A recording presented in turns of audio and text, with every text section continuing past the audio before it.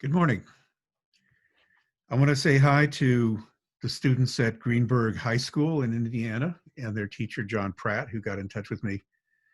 My name is Barrett Watten. I'm a poet living in Michigan, actually somewhere outside of Detroit, where I'm living through the experience that we're all going through of the COVID duration. And I thought I'd take the opportunity to show you the poem that I wrote during the initial outset of the lockdown back in March and April and May, uh, and uh, and read a little bit from it. And what I want to do is encourage you to think about ways that this experience we're having provides an incredible opportunity to write about things from a perspective you would obviously never otherwise have. So there are aspects of the world that you can see through this experience, and writing is the best way to get those down so you can actually look at them and think about them. So that's pretty much what I tried to do. And I wrote a poem that began small and got bigger every day. I started with 2 lines, and the next day I decided I'd add 2 more and 2 more. Every day I'd add 2 more lines. And I'll show you, I'll go to screen share, and I'll show you the form of the poem here and read it to you. So here we are on screen share, and this is my poem. It's called Notzeit. The title is from German. It means something like emergency or emergency time. And I was interested in a German artist who went through a similar experience of having to live out a long duration during actually the Second World War. She just lived in a little house outside of Berlin, and she didn't come out. She stayed there for 5 years till the war was over. And so she did a lot of art in that period. Her name is Hannah Huch, and you should look her up. So the poem is inspired by her and by her example. And you can kind of see the way that it begins. Section 1 there has 2 lines. Section 2 has 2 lines, 2 stanzas. Section 3 has 3. And, we go from there. Let's see, how do I get this thing to... All right, we'll just scroll down through it. We get to 4, there are 4 lines, 5, 6, and so forth. And so the whole idea was to make it harder and harder, keep on writing. And every day I'd have to write that much more. And that really put a pressure on me. I had to really come up with stuff. So I'm going to get to section 18, section I kind of like. It's based on a dream I had. And a lot of dreams, of course, people in COVID are having dreams. And this is a dream going back to when I was a student, actually, at Berkeley. I'm just channeling that. And then I'll read the one after it, which returns back to the present. So this is Notzeit 18. Now I have a memory. I'm sorry, this is the wrong one. We'll go to 19. 19 is the one I want to read. 19. Dreams are an algorithm of pre-existing content.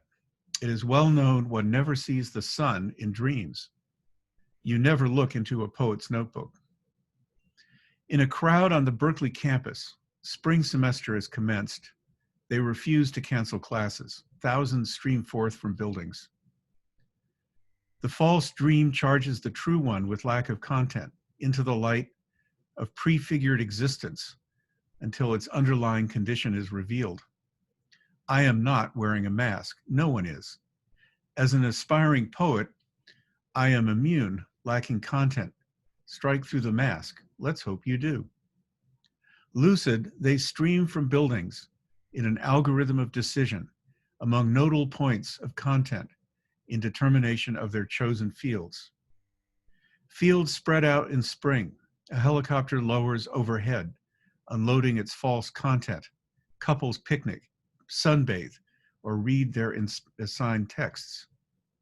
We reverse the tape, re-enter the gym, bypass a game in progress, exit the front, into the streaming crowd under a descending cloud of gas. Its content is foretold, a gift given freely and at no expense, determined by what comes next. The final game repeats as the tale spreads out. Our class is an introduction to anthropology for medical students. It will serve my needs better than an introduction to poetry, I believe.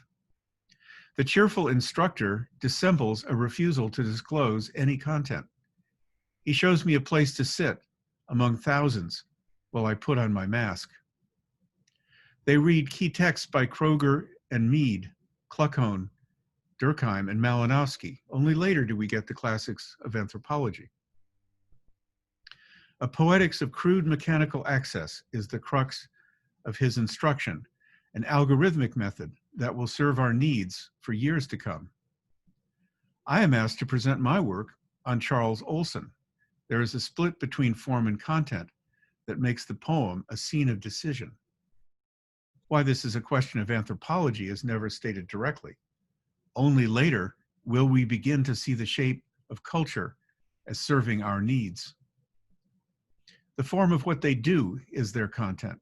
The Black deputies at Bert's Lounge reaffirm our bonds, though many sicken and die as a result. Your ancestors come to take off their masks and find kinship never under dispute, a pattern of affiliation that precedes any content. The cause of our survival is an algorithm of dreams, crude mechanical access that discloses an anthropology both mysterious and dark. My words have been embedded or embodied to discover them as a foreign body to be rejected as content. That would be my dream. Meanwhile, we must find our way home over a labyrinth of roads, both mysterious and dark, anticipating our content in navigating them. And you know, I think that's a good amount to read. I think perhaps you can see what I'm trying to do there. I'm trying to bring the mechanism of the dream experience into the poem in a way that accesses the ways that we're living under the COVID experience.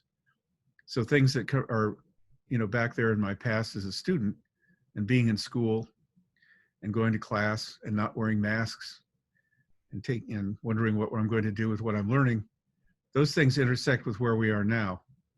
So I want to encourage you to take this opportunity to write and reflect on what's going on and show it to your friends and talk about it in class. And good wishes to you guys, and stay safe.